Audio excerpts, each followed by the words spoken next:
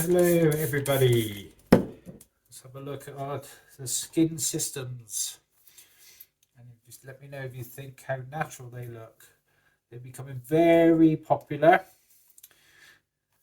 but guess what?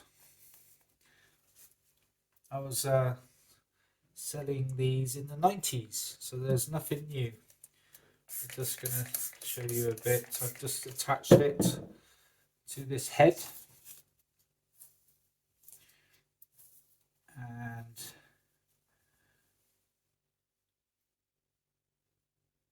they look quite natural, especially on the top.